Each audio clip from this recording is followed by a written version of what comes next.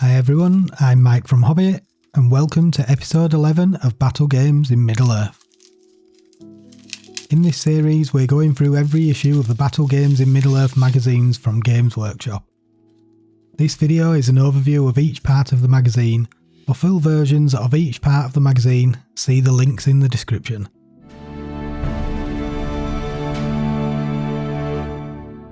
This week in Painting Workshop, we're painting Boromir.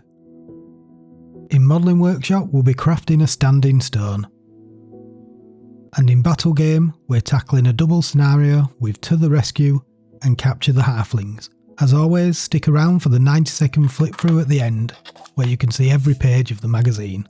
Let's kick things off with the Painting Workshop. We're using a mix of Chimera colours for this one. For the full list of paints, make sure to watch the full episode. We start with alizarin crimson for the red. It's a transparent paint, so I had to build up quite a few layers. For the green, we're mixing green oxide and highlighting with yellow oxide.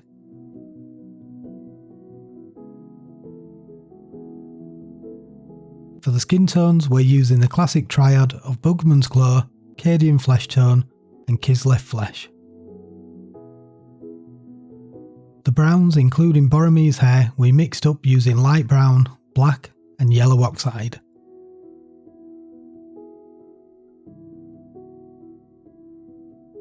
A couple of washes, Agrax Earthshade, Reikland Flesh Shade and Nuln Oil help bring out the depth.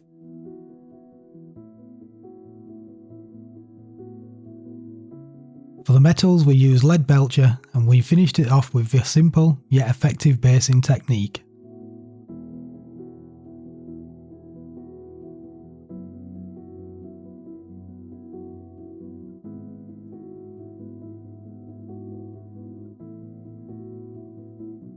Next up, the Modelling Workshop.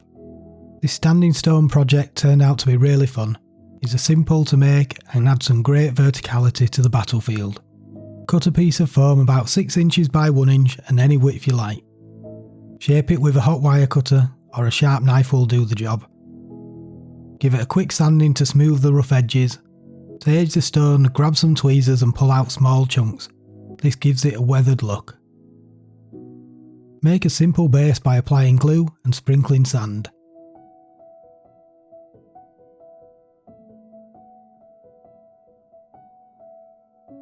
Once it's dry, give the stone an undercoat and a heavy dry brush with a light grey.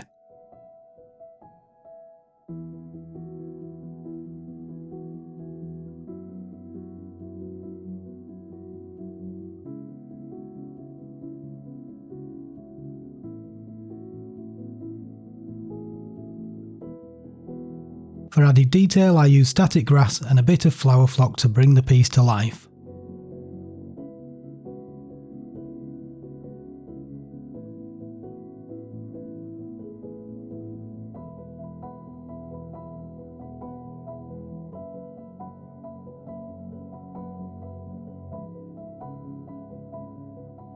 In this double scenario, we revisit the finale of the Fellowship of the Ring. The members of the Fellowship are scattered around the ancient hill of Ammon Head, looking for the missing hobbits, when they are ambushed by a large force of Uruk-hai, led by the evil lords. The minion of Saruman has clear orders. He is to capture the hobbit and take them back to his master.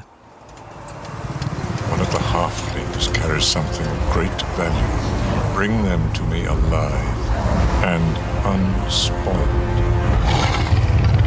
Kill the others. This battle game is centred on the mighty heroes of the Fellowship and is best placed using the new rules we have learnt in Magazine 11 for Might and Fate. It is divided into 2 linked episodes and the result of the first will influence the setting of the second.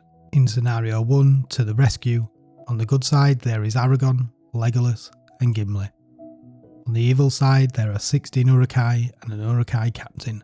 In Scenario 2, Capture the Halflings, on the Gov side there is Boromir, Merry and Pippin.